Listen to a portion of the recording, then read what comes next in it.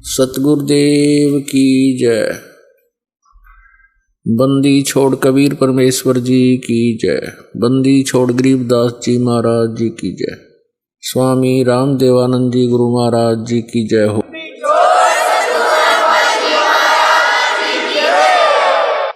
गरीब नमो नमो सतपुरुष को नमस्कार गुरु की नहीं। सुर नर मुनि जन साधुआं संतों सर्वस्ती नहीं। सतगुरु साहेब संत सब डंडो तुम प्रणाम। आगे पीछे मध्य हुए तिनको जा कुर्बान।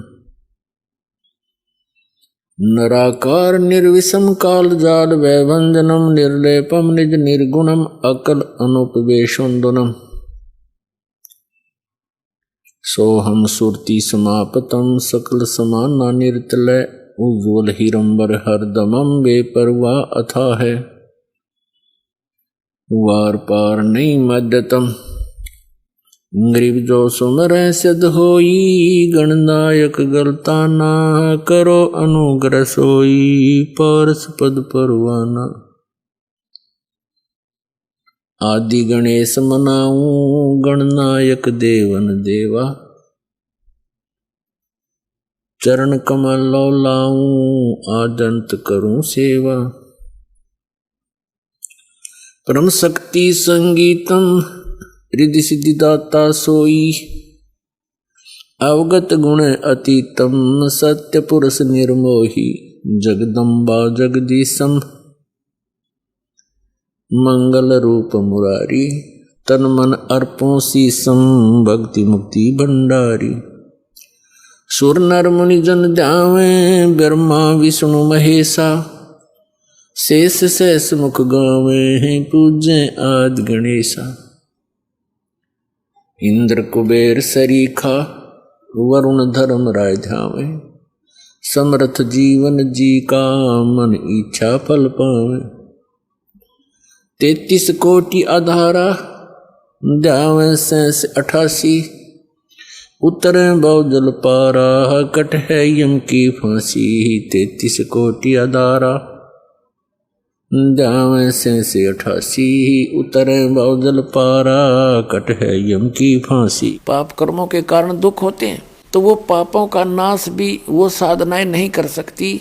अर्थात वो कंकर पत्थर इकट्ठे किए बैठे हैं जो शास्त्र अनुकूल साधना ना करके, समर्थ भगवान की भक्ति ना करके, अन्य उपासना जो करते हो, अन्य साधनाएं करते हो, वो तो कंकर पत्थर समझो, यानी डले इकट्ठे कर रखे। और जो यथार्थ साधना है वो हीरे मोती लाल है।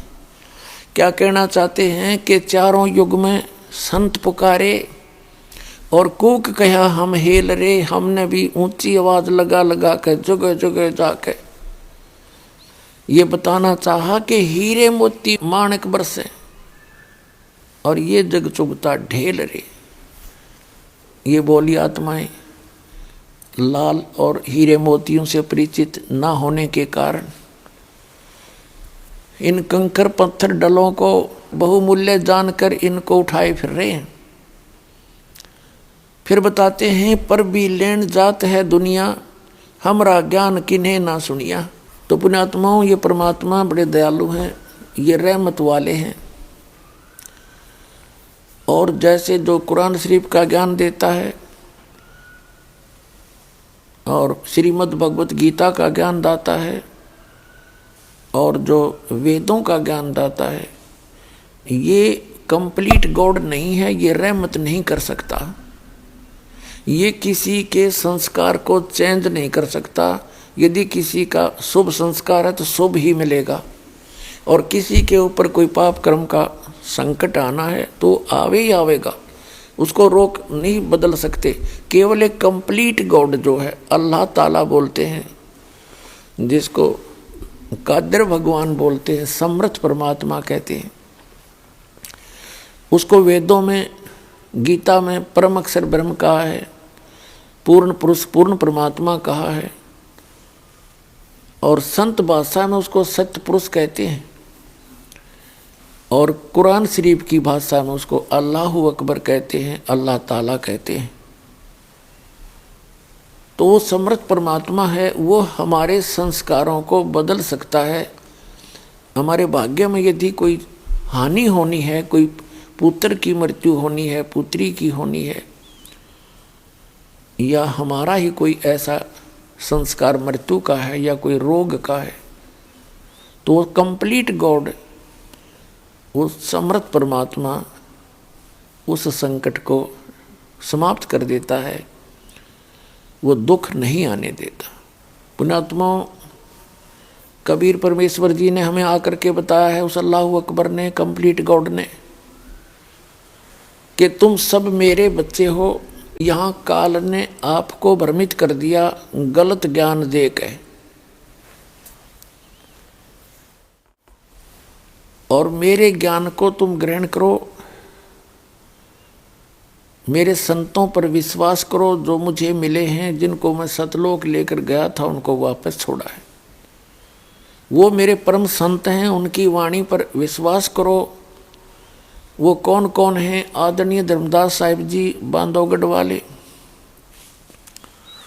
आदरणीय मुलुकदास साहिब जी, आदरणीय नानक साहिब जी, आदरणीय दादू साहिब जी, आदरणीय गरीबदास साहिब जी गांव छुड़ानी जिला जज्जर हरियाणा वाले, आदरणीय गीसा दास साहिब जी गांव खेकड़ा जिला मेरठ उत्तर प्रदेश वाले,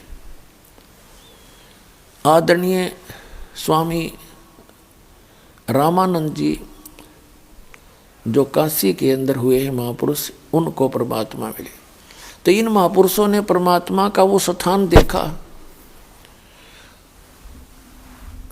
जिसको श्रीमद् भगवत गीता अध्याय नंबर 18 के श्लोक नंबर 62 में कहा है कि अर्जुन, तू सर्वभाव से उस परमेश्वर की शरण में जा, उसकी कृपा से ही तू परम शांति को और सनातन परम धाम को प्राप्त होगा, शाश्वत स्थान को प्राप्त होगा। शाश्वत माने जिसका कभी नाश ना हो, सदा रहने वाला। गीता अध्याय नंबर 15 के श्लोक नंबर 1 से लेकर 4 में कहा है कि तत्वदर्शी संत की पहचान बताई है कि जब तत्वदर्शी संत आपको मिल जावे, उसके पश्चात परमेश्वर के उस परम पद की खोज करनी चाहिए, जहां जाने के बाद साधक फिर लौटकर कभी संसार में नहीं आते, उनका पुनर्जन्म फिर नहीं होता। तो वो स्थान जो है, उसकी जानकारी देने के लिए परमात्मा स्वयं आते हैं, और वो अल्लाहु अकबर, अल्लाह कबीर, परम अक्षर ब्रह्म, उन्होंने आकर के वो ज्ञान दिया है, और उन महापुरुषों को वहाँ लेकर गए उस शाश्वत स्थान में। संत भाषा में उसको हम सतलोक कहते हैं। सतलोक माने अविनाशी स्थान, और वहाँ से फिर ले जाकर उनको सबको वापस लाए। उन महापुरुषों ने अपने आँखों देखा ऊपर परमात्मा की सतिथि, कैसा है भगवान, और कैसा हो वो लोक, कैसा हो वो स्थान, उसकी जानकारी उन महापुरुषों ने आंखों देखी, बताई, और अपनी अमृतवाणी में एफिडेविट दिया। अब परमात्मा क्या बताते हैं? जो जन मेरी शरण है, ताका हूँ मैं दासे, गेल गेल लाग्या फिरूं जब तक धरती आकाश। परमात्मा क्या बताते हैं कि जो व्यक्ति, जो प्राणी एक बार मेरी शरण में आ गया, उसके साथ मैं तब तक रहूंगा जब तक ये प्रलय नहीं होगी, जब तक धरती और आकाश रहेगा, और फिर उनको पार करूंगा, बार बार मिलूंगा। तो पुण्यात्मा, वो परमात्मा हमारे हमदर्द हैं, हमारे जो है मेहरबान हैं, रहमत वाले हैं, हमारे दुखों का भी वो नाश कर सकते हैं, हमारे पापों का नाश वही करते हैं। उसके लिए क्या बताया है कि वो पूर्ण परमात्मा स्वयं आकर अपनी जानकारी देते हैं, और जिन महापुरुषों ने परमात्मा उस समर्थ भगवान को सतलोक में शाश्वत स्थान में देखा,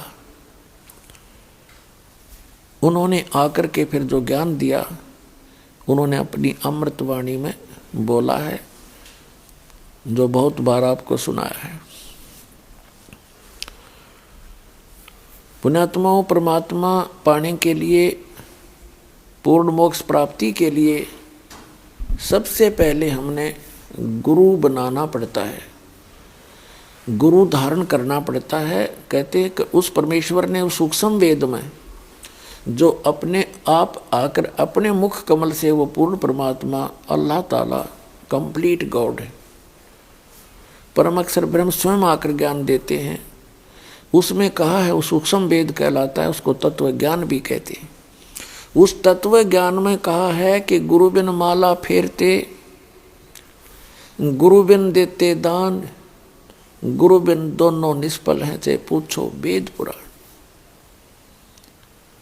और गुरु भी पूरा हो, ये नकली गुरुओं से नहीं बात बनती है। गुरु पूरा हो, तत्वदर्शी हो। श्रीमद् भगवत गीता अध्याय नंबर 15 के श्लोक नंबर 1 में तत्वदर्शी संत अर्थात पूर्ण गुरु की, पूर्ण मार्गदर्शक की जानकारी दी है। ये उल्टा लटका हुआ संसार रूपी वृक्ष है, ऊपर को जड़ है, नीचे को तीनों गुण रूपी शाखा है। ये सिर्फ संकेत दिया है, ऊपर को जड़ है, नीचे को शाखा, ये उल्टा लटका हुआ संसार रूपी वृक्ष है। और जो संत इसके सभी विभागों को बता देगा,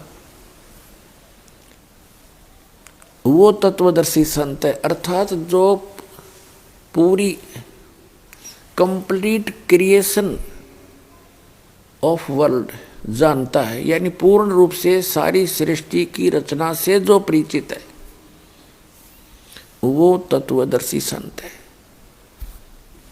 उल्टा लटका हुआ संसार रूपी वृक्ष के बारे में गीता अध्याय नंबर 15 के श्लोक नंबर 1 से 4 में वर्णन किया है। उसका थोड़ा सा आपको दिखाते हैं, रूबरू कराते हैं। ये देखिएगा, ये संसार रूपी उल्टा लटका हुआ एक पीपल का वृक्ष जानो, ये ऐसा है।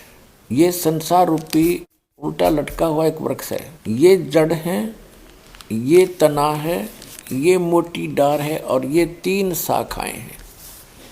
ऐसी ऐसी और भी बहुत सारी डार होती हैं एक पेड़ के।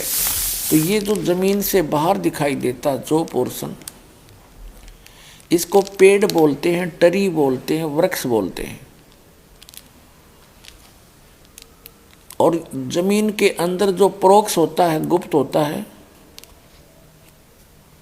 वो जड़ें होती हैं। तो जमीन से बाहर दिखता है, उसको पेड़ बोलते हैं। तो उल्टा लटका हुआ संसार रूपी वृक्ष, ये तना है, ये मोटी डार है और ये 3 शाखाएं हैं।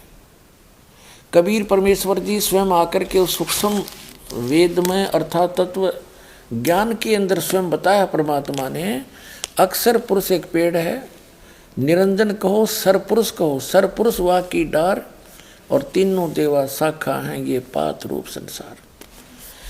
उस सूक्ष्म वेद में बताया है परमात्मा ने स्वयं कि अक्षर पुरुष एक पेड़ है जो जमीन से बाहर दिखता है, ये पेड़ से ही शुरू होता है। ये तना है, ये तना तो अक्षर पुरुष समझो। इसके ऊपर फिर डार है, ये सरपुरुष। अक्षर पुरुष एक पेड़ है, सरपुरुष वा की डार और तीनों देवा शाखा हैं, रजगुण ब्रह्मा जी, सतगुण विष्णु जी, तमगुण शिव जी। और ये पात रूप संसार, और ये छोटी छोटी टहनियां हैं, ये समझो, ये देवता समझो, और आगे हम, ये पात रूप संसार।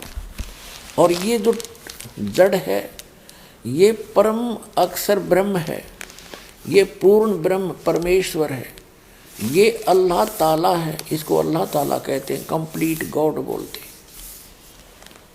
और दूसरे शब्दों में ये कौन है? ये है पूर्ण ब्रह्म। कबीर साहब परम अक्षर ब्रह्म, ये परमात्मा है, वो पूर्ण ब्रह्म, परम अक्षर ब्रह्म। अक्षर पुरुष हुआ क्या, इसका तना है, और सर्वपुरुष ये मोटी डार है और तीनों देवा शाखा, ये पात रूप संसार। अब आप जी को श्रीमद् भगवत गीता से रूबरू कराते हैं। पुण्यात्माओं, पवित्र श्रीमद् भगवत गीता, पवित्र ऋग्वेद, यजुर्वेद, सामवेद और अथर्ववेद, ये विश्व के सभी मानव मात्र के लिए एक सद्ग्रंथ है। एक आप विचार कर लेना, जिस पुस्तक के अंदर मांस खाने का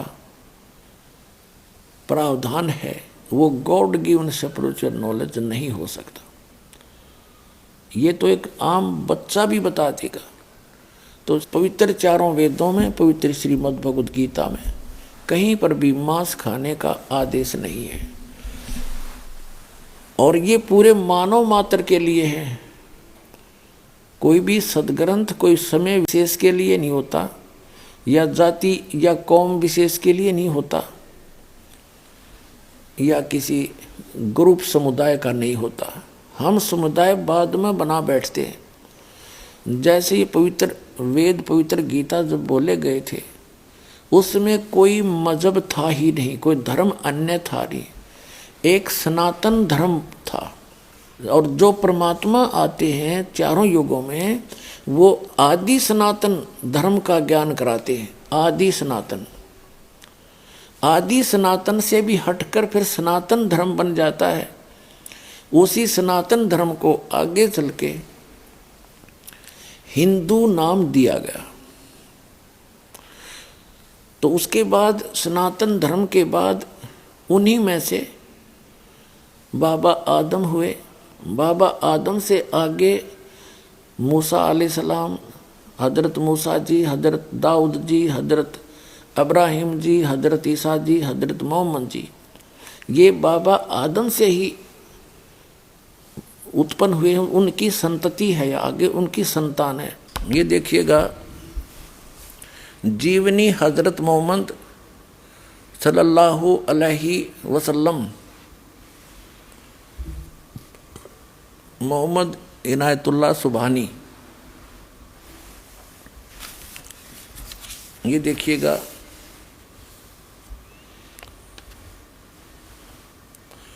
इनायतुल्लाह सुबहानी, अनुवादक नसीम गाजी फलाही, मकरजी मकतबा, इस्लामी पब्लिशर्स, नई दिल्ली।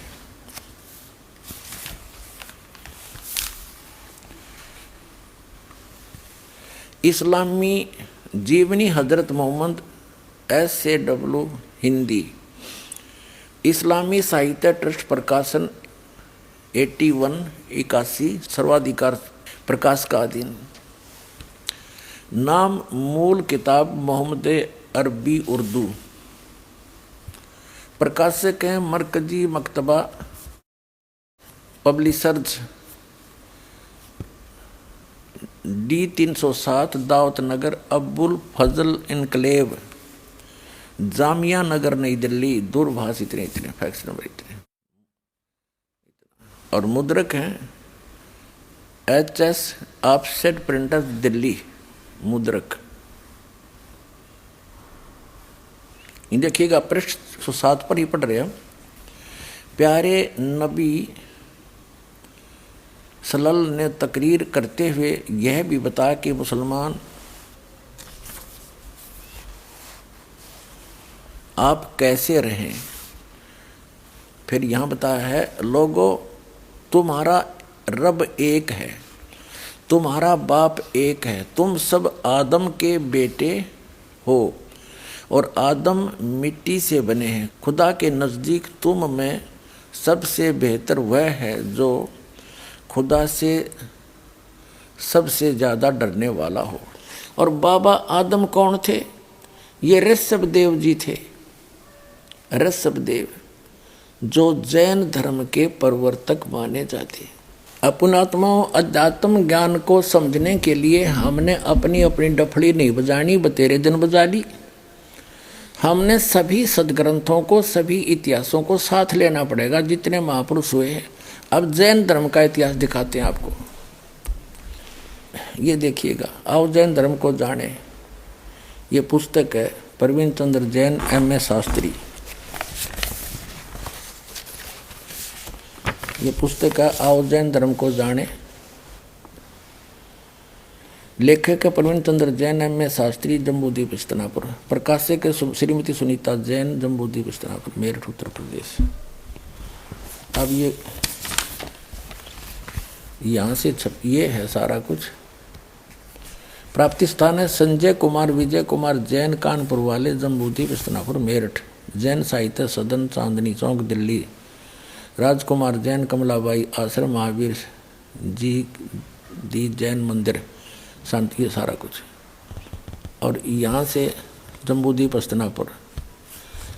धीरेन्द्र जैन, न्यू अदृश्य ऑफसेट प्रिंटर्स, मेरठ से छपी है। इसके 154 पृष्ठ पर आपको ले चलते हैं। इसके 154 पृष्ठ पर दिखाते हैं आओ जैन धर्म को जाने। इन्होंने क्या बताया है कि भगवान श्री आदिनाथ यानी ऋषभ देव को इस्लाम धर्म में भगवान आदिनाथ को क्या माना गया है। उत्तर है बाबा आदम। ऋषभ देव जी जो जैन धर्म के प्रवर्तक हैं वो मृत्यु के उपरांत बाबा आदम के रूप में प्रकट हुए। तो हमारे संस्कार आपस में रले मिले हैं, ये बाद में हम बंटते चले गए और बांट दिए। इस काल भगवान ने अपने सतर का अलग अलग ज्ञान दे दिया और अपने फरिश्ते भेज के, अपने दूत भेज के अलग अलग स्थानों पर अलग अलग ज्ञान से की भरमार कर दी, जो वेद विरुद्ध यानी सूक्ष्म वेद के विपरीत भी है। तो श्रीमद् भगवद गीता में आपको दिखाते हैं तत्वदर्शी संत की पहचान। श्रीमद् भगवद गीता ये जयदयाल गोविंद का इसके अनुवादक हैं, गीता प्रेस गोरखपुर से प्रकाशित है। अथ पंचदशो अध्याय, प्रथम मंत्र, ये 15वां अध्याय है, ये प्रथम मंत्र।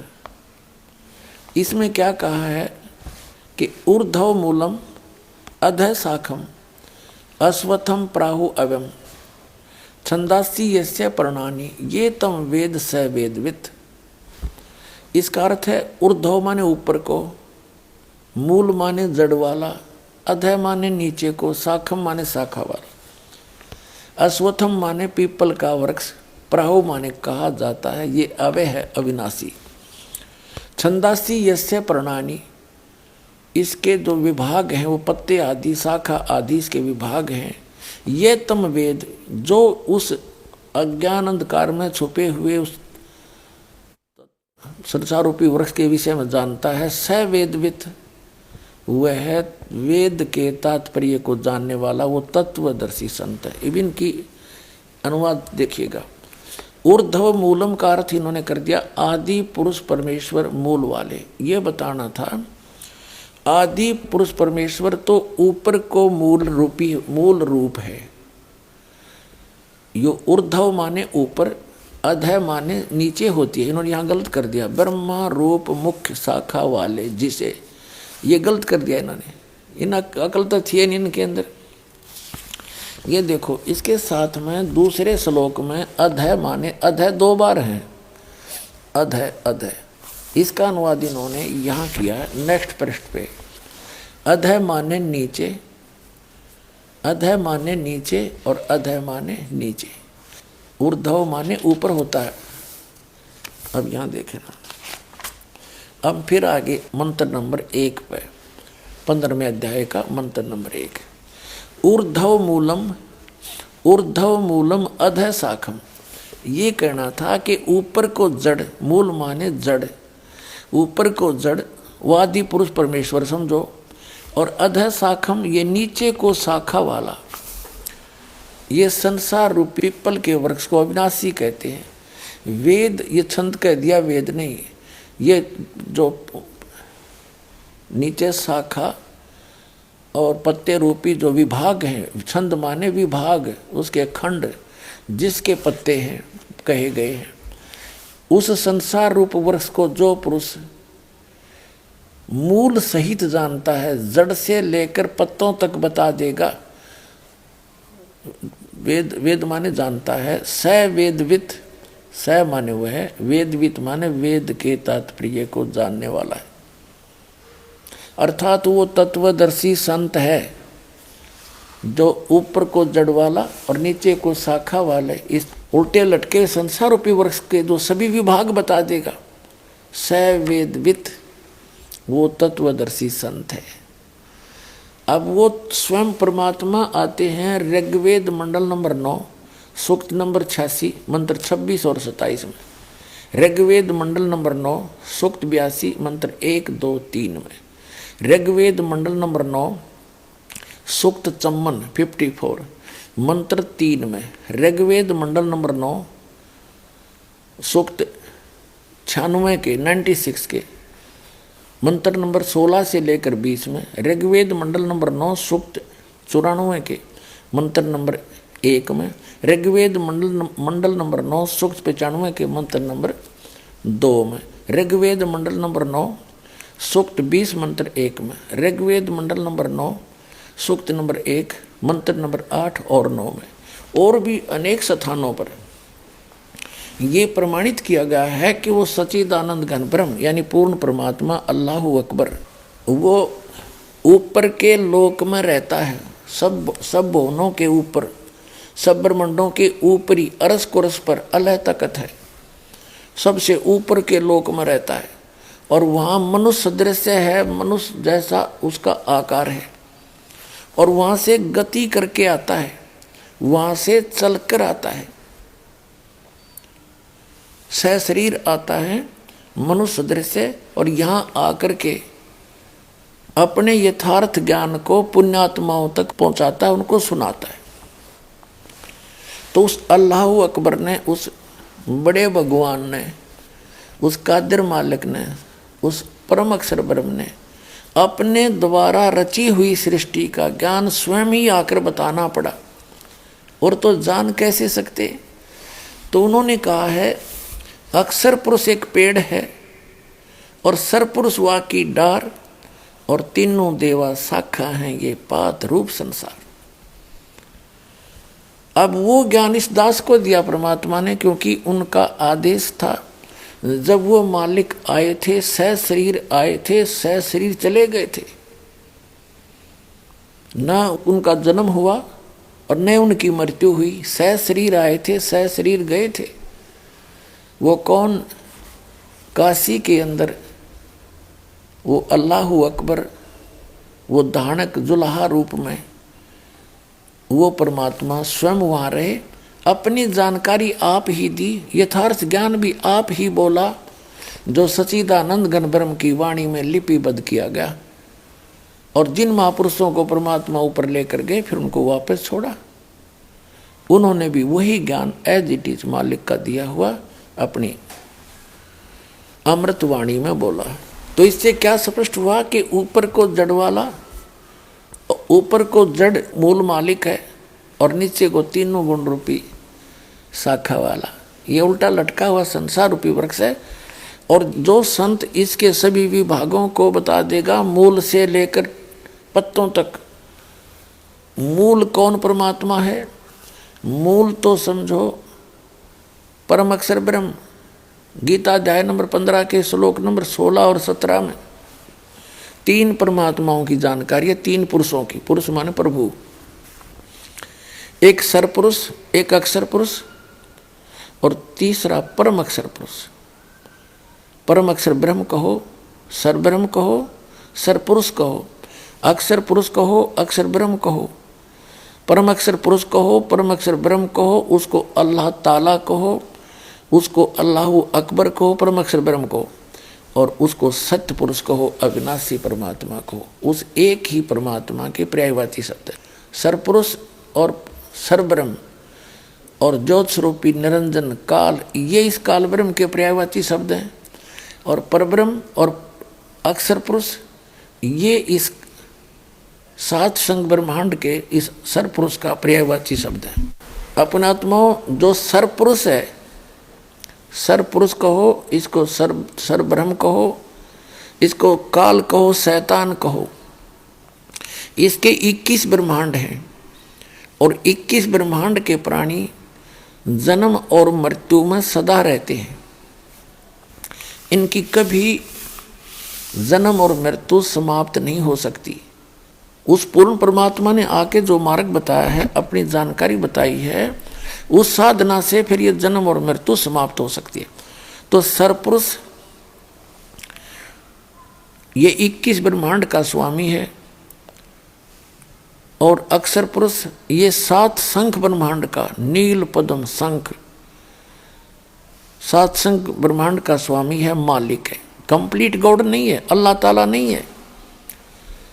और ये सरपुरुष भी यानी ब्रह्म भी अल्लाह ताला नहीं है। वो परम अक्षर ब्रह्म जो असंख्य ब्रह्मांड का स्वामी है, जो इस अक्षर पुरुष के ऊपर भी मालिक है और सर पुरुष के ऊपर, इस ब्रह्म के ऊपर भी वो मालिक है। वो ओवरऑल कंट्रोलर है। वो वास्तव में महान परमात्मा है। वो अल्लाहु अकबर है। वो परम अक्षर ब्रह्म है। उसको हम अकाल मूर्त, उसी को शब्द स्वरूपी राम, उसी को सतपुरुष सत्य पुरुष कहो और ऑलमाइटी गॉड कहो, कंप्लीट गॉड कहो। वो परमात्मा है। और वही काशी के अंदर, बनारस के अंदर 120 वर्ष रहे, सह शरीर आए थे, शिशु रूप धारण किया, कमल के फूल पर प्रकट हुए। वहां से नीरू नीमा नाम के एक दुल्हा दंपति निसंतान थे, वो उठा ले गए। और फिर धीरे धीरे बड़े हुए, अपना यथार्थ ज्ञान प्रचार किया, अपने मुख कमल से बोला वो यथार्थ ज्ञान, उनके मुख कमल से उचरित वाणी सच्चिदानंद घन ब्रह्म की वाणी में लिपिबद्ध किया गया धर्मदास जी द्वारा। और वो ज्ञान आज इस दास के पास उपलब्ध है। उसके भी अतिरिक्त कबीर सागर में, कबीर वाणी में सच्चिदानंद घन ब्रह्म ने कहा है कि इस काल को धोखा देने के लिए मैंने बहुत सा ज्ञान दिया, लेकिन वो मूल ज्ञान है उसको अभी गुप्त रखा था। तो वो मूल ज्ञान इस दास को दिया दाता ने। कबीर साहब कहते हैं कि 33 अरब ज्ञान हम बाखा और मूल ज्ञान हमने गुप्त ही रखा। और धर्मदास जी से कहा था, मूल ज्ञान तुम तब तक छुपाई जब तक 12 पंथ ना मिट जाए। तो वो मूल ज्ञान परमात्मा ने जो 33 अरब वाणी बोलकर भी गुप्त रखा था, वो इस दास को दिया। तो वो कंप्लीट स्पिरिचुअल नॉलेज इस दास को कबीर भगवान ने प्रदान किया। क्योंकि पहले जो भी ज्ञान मालिक ने दिया महापुरुषों को, तो उन्होंने उनको वाणी के माध्यम से, लोकोक्तियों के माध्यम से, शब्दावली के माध्यम से बोला। और वो ऐसे गूढ़ शब्दों में बोला गया कि आम आदमी उसको समझ नहीं सका। तो वो भेद, वो रहस्य छुपा रहा। अब इस दास पे कृपा करी, उन सदग्रंथों के उन गूढ़ रहस्यों को, जैसे वेदों के मंत्र, गीता जी के श्लोक और कुरान शरीफ की आयत, इस दास के अतिरिक्त ना तो मुसलमानों की समझ में आई, ना हिंदू सनातन धर्म के व्यक्तियों के समझ में आई, आचार्य और शंकराचार्य और मंडलेश्वर गुरुओं के नहीं समझ में आई, और ना ही कुरान शरीफ के आयत इन मुल्ला और काजियों के समझ में आई। इस दास पर दया करी। इस दास ने सब ग्रंथों को ठीक से समझा और जाना, आपके रूबरू किया। अब ये उल्टा लटका हुआ संसार रूपी वृक्ष, इसकी जो डिटेल है 15वें अध्याय के श्रीमद् भगवत गीता के अध्याय नंबर 15 श्लोक नंबर 16 और 17 में कंसेप्ट क्लियर हो जाएगा। देखिएगा, श्रीमद् भगवत गीता और ये श्लोक नंबर 16 और अध्याय नंबर ये 15। इसका अनुवाद यहाँ किया है कि वैसे ये श्लोक यहाँ से देखिए, संस्कृत अच्छी तरह समझ में आएगी। दिवऊ इमऊ पुरुषौ लोके, इस लोक में 2 पुरुष हैं, 2 परमात्मा हैं, एक सरपुरुष एक अक्षर पुरुष। इस पुरुष को हम यहाँ दोनों जगह लगा देंगे, सरपुरुष और अक्षर पुरुष। और इसी प्रकार नासवान, सर का अर्थ होता नासवान, अक्षर होता विनाशी। सर्वाणी भूतानि कटुष्ट अक्षर उच्यते।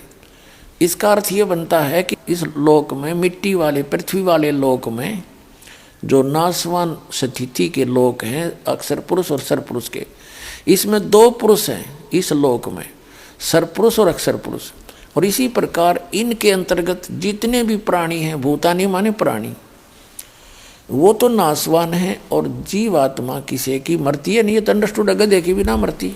यहाँ अनुवाद किया इन्होंने, देखिएगा। इस संसार में सर माने नाशवान और अक्षर माने अविनाशी भी दो प्रकार के पुरुष माने परमात्मा कहे हैं, दो परमात्मा पुरुष कहे हैं। और संपूर्ण प्राणियों के शरीर तो नाशवान है और जीवात्मा को अविनाशी कहा जाता है। फिर यहाँ कहा कि उत्तम पुरुष है तू अन्य, उत्तम पुरुष है तू अन्य परमात्मा इति उदाहरते। उत्तम पुरुष तो इन दोनों से अन्य है, सरपुरुष से और अक्षर पुरुष से। उत्तम पुरुष है तू अन्य परमात्मा इति उदाहरते। ये लोग तरम जो तीनों लोकों में प्रवेश करके अवश्य विभर्ती अवैश्वर है, जो तीनों लोकों में प्रवेश करके सबका धारण पोषण करता है, वो है अविनाशी परमात्मा वास्तव में। अपने आत्मा जैसे ये सरपुरुष है, ये तो सीधा ही अंडरस्टूड है, नाशवान है। और अक्षर पुरुष, इसको अविनाशी क्यों कहा? अविनाशी पुरुष तो इसका मतलब नाश नहीं होना चाहिए इसका, लेकिन इसको डिफाइन करने के लिए, इसको डिफीड करने के लिए, इसको फेल करने के लिए आगे कहा है कि उत्तम पुरुष है तू अन्य। इन दोनों से और है पुरुषोत्तम यानी श्रेष्ठ भगवान, और जिसको परमात्मा कहा जाता है, वही तीनों लोकों में प्रवेश करके सबका धारण पोषण करता है, वो है अविनाशी परमात्मा। अब जैसे ये देखिएगा, उल्टा लटका हुआ संसार रूपी वृक्ष, ये तो है परम अक्षर पुरुष। उत्तम पुरुष है तो अन्य, वो ये है उत्तम पुरुष तो अन्य। और इसके तीन लोक हैं, जैसे ये तो गुप्त हैं, ऊपर के लोक हैं, और ये अक्षर पुरुष के, ये सरपुरुष का लोक है, और इसी के फिर आगे ये सरपुरुष का ये व्यवस्था है। तो ये अक्षर पुरुष है, ये सरपुरुष है, और ये तीनों गुण रूपी शाखा हैं। ये तो बहुत नीच आगे चल के भगवान है, स्वामी हैं। अब ये यहाँ से पौधे को यानी पेड़ को खुराक आहार पालन पोषण कहाँ से होता है? मूल से होता है, जड़ों से होता है। तो जड़ रूपी वो परम अक्षर ब्रह्म है, वो तो उत्तम पुरुष है तू अन्य, ये है वो परमात्मा। ऊर्ध्व मूलम अधः शाखम, नीचे को शाखा वाला, ये संसार रूपी वृक्ष है। अब गीता ज्ञान दाता ने और बताया को नहीं, ऊपर न जड़ नीचे न तीनों और शाखा है। अब परमात्मा ने बताया कि अक्षर पुरुष एक पेड़ है, ये अक्षर पुरुष तना है, और सरपुरुष वाकी डार, और तीनों देवा शाखा हैं, ये पात रूप संसार। लेकिन ये गुप्त है, ये दास बताने के लिए भेजा है कि ये कौन है। परमात्मा को तो पता ही था, लेकिन स्वयं अपने आप को कहे तो नहीं जच्चा हो, तो इसके लिए एक मीडिएटर की जरूरत पड़ती है। ये दास मीडिएटर बना है आप और भगवान के बीच में, आपको परमात्मा समझाने के लिए। पुण्यात्माओं, पहले परमात्मा की परिभाषा यानी डेफिनेशन ऑफ गॉड सुनाते हैं। प्रभु की परिभाषा, प्रभु माने स्वामी, खुदा। अब जो जितने सतर का खुदा है, जितने सतर का अल्लाह है, वो उतने सतर का अल्लाह है, उतना उसके उतनी शक्ति उसमें है। जैसे तहसीलदार भी साहब कहलाता है, और एसडीएम को भी साहब बोलते हैं, सब डिविजनल मजिस्ट्रेट को, और डिप्टी कमिश्नर डीसी को भी साहब कहते हैं, और कमिश्नर को भी साहब कहते हैं। मंत्री, एक प्रांत के मंत्री को भी साहब बोलते हैं, और मुख्यमंत्री जो प्रांत का एक मुखिया होता है उसको भी साहब कहते हैं, और केंद्र के मंत्रियों को भी साहब कहते हैं, और प्रधानमंत्री को भी साहब कहते हैं, राष्ट्रपति जी को भी साहब कहते हैं, प्रधानमंत्री जी को भी साहब कहते हैं। ये सभी प्रभु हैं, ये सभी खुदा हैं, ये सभी गॉड हैं अपने अपने सतर के। इनकी शक्ति को नकारा नहीं जा सकता, लेकिन इनका कंट्रोलर एक है, राष्ट्रपति और फिर प्रधानमंत्री। ओवरऑल कंट्रोलर तो राष्ट्रपति है, लेकिन वर्किंग उसका जो नुमाइंदा है प्रधानमंत्री, ओवरऑल कंट्रोलर होता है राष्ट्रपति जी का नुमाइंदा इंडिया के अंदर। तो ये इसी प्रकार इस पूरे ब्रह्मांडों की स्थिति को समझेंगे हम, ऐसा ही है। दर्शकों, अभी आपने सुने जगत गुरु तत्वदर्शी संत रामपाल जी महाराज के विचार। और आइए अब जानते हैं मुसलमान धर्म के प्रवक्ता डॉक्टर जाकिर नाइक जी के विचार। सबसे पहला है खुदा पर यकीन लाना।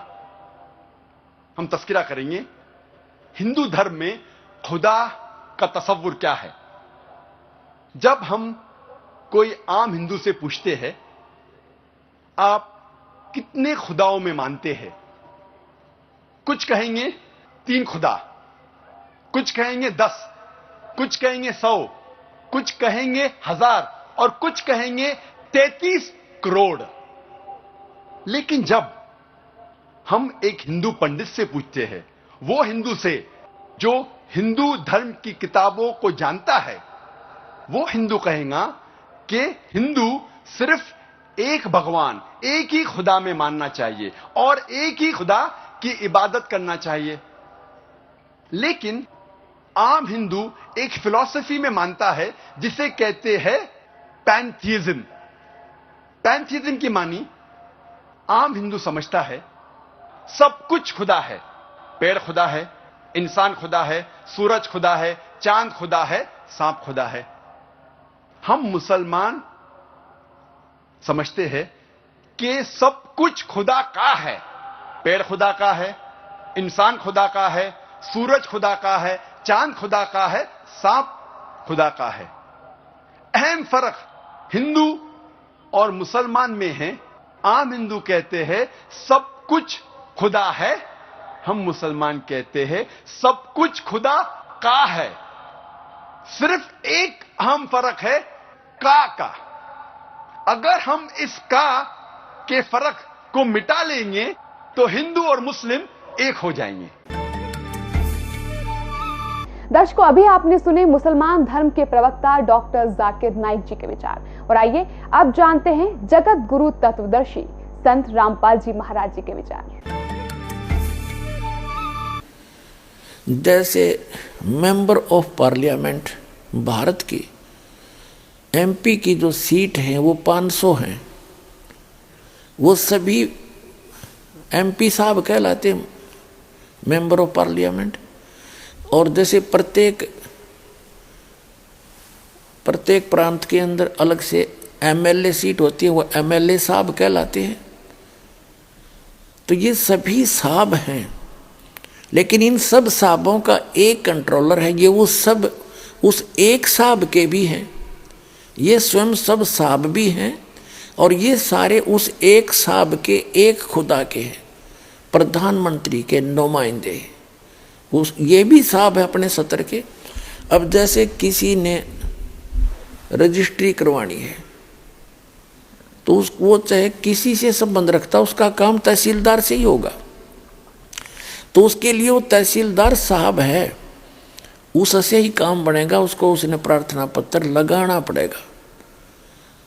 तो जो इनकम्प्लीट नॉलेज रखते हैं वो कहते हैं हम एक खुदा के, एक भगवान, एक अल्लाह के अतिरिक्त हम किसी को शरीक नहीं करते। देखो, शरीक करना और बात है, पूजा अन्य चीज होती है। जैसे एक पतिव्रता स्त्री होती है, वो अपने पति की पूजा करती है और सत्कार सभी का करती है।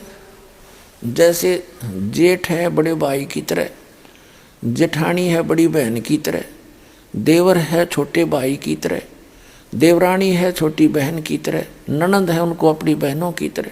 अन्य जो परिवार के सदस्य हैं सबको यथोचित आदर करती है। वो उनकी पूजा नहीं करती, वो सत्कार है, नमस्कार करना होता है। और जैसे एक ज्वाइंट फैमिली में रहती है, जब तक वो पतिव्रता लड़की, तो सभी से प्यार से रहती है, सबको यथोचित आदर करती है। और जब वो अलग हो जाते हैं तो उस समय उसके हिस्से में उस परिवार का जो भी वस्तु आती है, सामान आता है, उसको सबको उठा के अपने पति के साथ अपने पति के उस कमरे में, मकान में जो उसके हिस्से में आया उसमें जाकर रख लेगी। उसमें वो किसी के साथ लिहाज नहीं करे और किसी में आस्था नहीं रखती, क्योंकि वो पूजा ही उसकी करती थी। जब उनसे भिन्न हुई तो वो उसकी पूजा कर रही थी, उसके साथ चली गई। लेकिन जब तक ज्वाइंट फैमिली में रही तो उसका फर्ज बने था प्रत्येक से प्यार से रहे, सबका बड़े छोटे का यथोचित आदर करे, तो वो पतिव्रता कहलाती है। और यदि वही पतिव्रता, यदि वही लड़की अपने पति के अतिरिक्त न सास से मुंह तो ढंगते बोले और न ननदते, ना जेठ, ना जेठानी, ना ससुरते, तो वो तो कलियारी होगी, रोज घर में झगड़ा रहे, खेचा तानी रहे, तो वो घर शांति से नहीं रह सकता। तो जो व्यक्ति ये कहते हैं कि हम खुदा के अतिरिक्त किसी को भी शीश नमन नहीं करते, ये उनकी भूल है। नमस्कार करना ये पूजा नहीं है, ये तो एक आदर करना है, बड़े छोटे का सत्कार करना है, झुक कर प्रणाम करे उनको, तो ये पूजा नहीं है। पूजा तो आत्मा से जिसको चाहते हो उसकी पूजा है, और बाकी सब क्रियाएं हैं ये करनी पड़ती है। जैसे हमने जल निकालना है, जल प्राप्ति के लिए हम पूजा जल की करते हैं, और जल कहाँ है? जमीन में।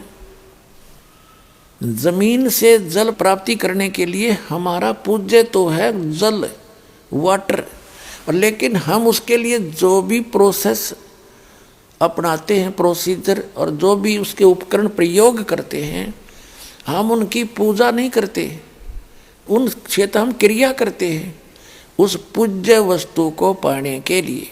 तो जो भी साधना, दंडवत प्रणाम करना, धर्म करना, सुबह दोपहर शाम के ये नित्यनेम करना, नित्य नियम कहो, नमाज कहो, इसको स्वाध्याय कहो या ज्ञान यज्ञ कहो, एक ही बात है। और फिर मंत्र जाप करना, जो यथार्थ मंत्र जाप कर बताए हैं वो करना, ये सब प्रोसीजर है, ये क्रियाएं हैं उस पूज्य वस्तु को पाने के लिए, उस अल्लाहु अकबर यानी कंप्लीट गॉड को पाने के लिए, और उस सतलोक में जाने के लिए जहाँ सदा सुखी रहता है प्राणी। तो उसके लिए हमारा पूज्य तो है अल्लाहु अकबर, और बाकी जो उसको पाने के लिए, जैसे जल प्राप्ति के लिए हमने बोकी लगानी पड़ती है, पाइप नीचे उतारना पड़ता है, उसके बाद फिर हैंडपंप लगाना पड़ता है, और फिर हैंडपंप की भी साधना करते हैं, ऐसे हिलाते हैं, तो उससे वो पूज्य वस्तु प्राप्त होती है जिसके लिए हमने सब क्रियाएं की थी। तो इसी प्रकार जो हमारे पूज्य परमात्मा हैं, कबीर देव, कबीर अल्लाह, और वो स्थान पाने के लिए जहाँ कोई दुख नहीं है, वहाँ जाने के लिए हमने ये सब क्रियाएं करनी होती हैं। नमस्कार करना पूजा नहीं, और नमस्कार करे बिना अभिमान नहीं जावे, अभिमान वाले को भगवान नहीं मिल सकता। आधिन्य के पास है पूर्ण ब्रह्म दयाल, मान बड़ाई मारियो बे अदबी सरकार। आज दास बताना चाह रहा है कि जैसे एक प्रांत है, एक स्टेट, उसमें एक मुख्यमंत्री होता है और अन्य उसके मंत्री होते हैं। तो इस एक प्रांत में मुख्यमंत्री का रोल करता है ये ब्रह्म सरपुरुष, जिसने कुरान शरीफ का ज्ञान दिया, जिसने बाइबल का ज्ञान दिया, जिसने श्रीमद् भगवद गीता का ज्ञान दिया, जिसने चारों वेदों ऋग्वेद, यजुर्वेद, सामवेद, अथर्ववेद का ज्ञान दिया। ये एक ब्रह्मांड के अंदर मुख्यमंत्री का रोल करता है, और इसके 3 पुत्र हैं, रजगुण ब्रह्मा, सदगुण विष्णु, तमगुण शिव जी। ये इसके प्रधान हैं, 3 एक विभागीय मंत्री हैं। इसके इनके अतिरिक्त, इनके अंतर्गत और बहुत से देव हैं, जैसे वरुण जल का देवता, और सूर्य देवता जो सभी प्रकाश स्रोतों का इंचार्ज है। जैसे कोई बिजली महकमा है, बिजली महकमे का जो मंत्री है, जिसे पावर मिनिस्टर बोलते हैं, वो कोई पावर हाउस नहीं होता, कोई जड़ नहीं है, वो एक व्यक्ति है चलता फिरता, वो एक मंत्री है, कंट्रोलर है उस बिजली के महकमे का। इसी प्रकार जैसे इरिगेशन मिनिस्टर होता है, यानी सिंचाई नहरों का मंत्री, तो वो नहर नहीं होता, ऐसे ही सूर्य देव है, सूर्य एक देवता है। वो सभी ये जो आग का गोला सूर्य आपको दिखाई देता है, इन ऐसे ऐसे बहुत गुणे सूर्य हैं इस सौर मंडल में, और इन सभी प्रकाश स्रोतों का वो इंचार्ज है, वो मंत्री है अलग से। और जैसे जितने भी पृथ्वी हैं, इनका भी एक देव है, पृथ्वी देवी है। इन सभी ग्रहों की वो संचालक है, उसके अंतर्गत आते। तो ये सभी देवता हैं, ये सभी स्वामी हैं, अपने अपने विभाग के, साब हैं, खुदा हैं, अल्लाह हैं। ये सारे खुदा हैं, लेकिन ये इन सब का ओवरऑल कंट्रोलर जो खुदा है, जो असंख्य ब्रह्मांड का स्वामी है, वो अल्लाह ताला है। उसको इसलिए तो अल्लाह ताला का, इसलिए उसको अल्लाह अकबर का, बड़ा भगवान का। इसका मतलब छोटे भगवान भी हैं, छोटे खुदा भी हैं, तभी तो उसको बड़ा कहा ना। बड़े कहने की आवश्यकता नहीं थी जब और खुदा होते नहीं थे। अगर और प्रभु ना होते और स्वामी ना होते तो उसको बड़ा कहने की क्या आवश्यकता थी, उसको कबीर कहने की क्या आवश्यकता है, जैसे बड़ा मानते मुसलमान भाई। तो अल्लाह अकबर यानी बड़ा भगवान, बड़ा खुदा, बड़ा अल्लाह। तो छोटे अल्लाह भी हैं, यानी छोटे भगवान भी हैं, छोटे प्रभु भी हैं, अपने अपने क्षेत्र के हैं। ये आपको डिफाइन कर ही दिया, ज़्यादा कहने की जरूरत नहीं। अब आपको दिखाते हैं जो कुरान शरीफ का ज्ञानदाता और श्रीमद् भगवद गीता का ज्ञानदाता और वेदों का ज्ञानदाता, इन 4 वेदों का 5वां वेद सूक्ष्म वेद है, जिसको तत्व ज्ञान कहते। वो तो कंप्लीट गॉड गिवन है, उस पूर्ण परमात्मा का दिया हुआ, अपने मुख कमल से आकर बोला है, वो तो इस दास के पास उपलब्ध है। उसी ज्ञान के आधार से तो सारा ज्ञान समझ में आया, नहीं तो सब उलट पुलट हो ही रहा था। तो ये कितना परमात्मा है, कितना स्वामी है, जो कुरान शरीफ का ज्ञानदाता और बाइबल का ज्ञानदाता। यानी बाइबल के अंदर 3 बुक, होली बुक इकट्ठी जल्द हैं। नंबर 1 तौरात, नंबर 2 जबूर, नंबर 3 इंजिल। उन तीनों का संग्रह बाइबल कहलाता है। तो उनका ज्ञानदाता भी ये ब्रह्म है, कुरान शरीफ का ज्ञानदाता भी ये ब्रह्म है, और श्रीमद् भगवद गीता का ज्ञानदाता भी ब्रह्म है, और इन 4 वेदों का ज्ञानदाता भी ब्रह्म है।